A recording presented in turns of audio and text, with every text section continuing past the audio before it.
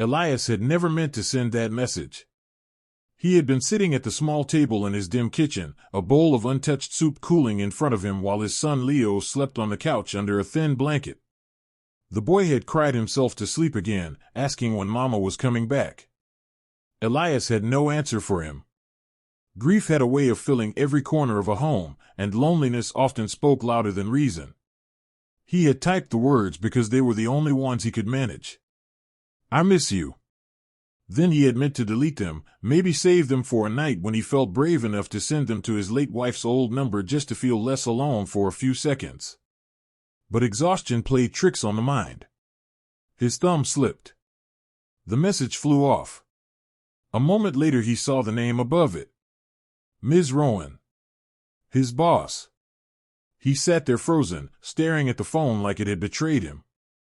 Ms. Rowan was strict but fair. She ran the warehouse with a kind of steady confidence that made everyone straighten their posture when she walked by. She was not someone you sent sentimental messages to. Especially not at 9:30 at night. He covered his face with both hands and groaned. Maybe she would think it was a mistake. Maybe she would ignore it. Maybe she would fire him in the morning. He had no idea which one terrified him more. He paced the kitchen, checking on Leo every few steps. After 10 minutes he convinced himself that silence meant safety. He washed the bowl, folded the blanket more carefully around his son, and tried to breathe through the remaining panic. Then someone knocked. He froze again. No one visited him this late. His heart rolled painfully in his chest. He cracked the door open and saw her standing on his porch. Ms. Rowan. Her dark coat glistened with a fine mist from the evening air. She looked nothing like the brisk supervisor he knew from work. She looked softer. Younger somehow. Concern pulled at her features. He stepped back automatically. She stepped inside without waiting for an invitation, but she spoke quietly so her voice would not wake the boy. "I am sorry to come by unexpectedly. I saw your message. I wanted to make sure you were all right." He felt heat flood his face. "It was an accident. I did not mean to bother you. I am fine." She glanced past him toward the living area where Leo slept, then back to Elias. "You do not look fine." The simple honesty of her words cracked something inside him. He looked away and rubbed the back of his neck. "It has been a long week." She took a slow breath as if weighing her next words. "You work hard every day and you never ask for anything. That message caught me off guard, but it did not bother me. It worried me." Something about the quiet way she said it made his chest tighten.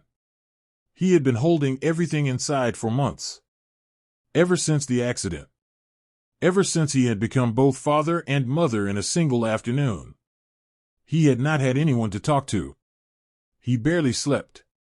He barely remembered himself.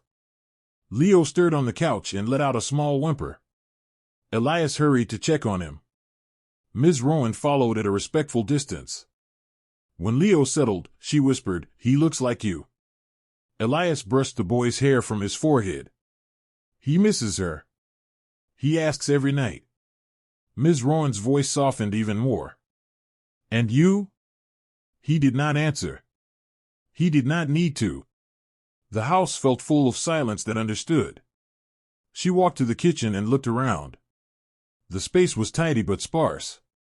A single drawing hung on the fridge, a crooked sun with stick figures underneath. She traced the air near it without touching. "You have been carrying all this alone." He nodded. "There is no other choice." "There is always a choice," she murmured. When he looked up, he found her studying him in a way she never had at work. Not as an employee or a number on a schedule. As a man who was trying his best. As someone she saw. "I came because I wanted you to know something," she said. "When I read your message, it reminded me of the nights I sat alone after my engagement ended. I did not have a child depending on me, but I remember what loneliness feels like when it fills the whole room. It does not make you weak to need someone." His throat tightened. "I did not mean to put that on you." "You did not," she whispered. "I came because I wanted to." I came because you matter. He steadied himself against the table. No one had told him that in a long time. They stood in a quiet moment that wrapped them together in a way neither expected. The house felt warmer somehow. Less hollow. She finally spoke again. Elias, if you ever feel overwhelmed, you can talk to me. Even if it is late. Even if you think it is nothing. I am not just your employer. I care. He believed her.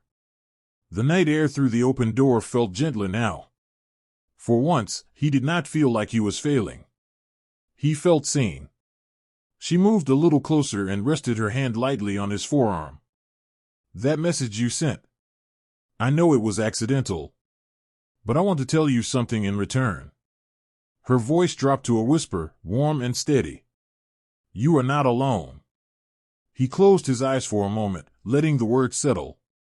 When he opened them, she was still there, watching him with a kindness he had never noticed in the rush of work days. Thank you, he said quietly. For coming. She smiled. Anytime. She glanced at Leo one last time, then stepped out onto the porch. Before leaving, she turned back. Tomorrow, bring him by after your shift. I will set up something in the break room. He deserves a little brightness. Elias nodded, grateful in a way he could not speak aloud. When she walked away, the night did not seem as heavy. Leo stirred again, and Elias went to lift him gently into his arms. For the first time in months, he felt the edge of hope brushing against his thoughts. One mistaken message had brought someone to his door. Someone who understood. Someone who cared enough to show up. Sometimes the smallest slip becomes the start of something new. Sometimes it brings light into the darkest places. And sometimes a whisper like you are not alone is enough to stitch a tired heart back together.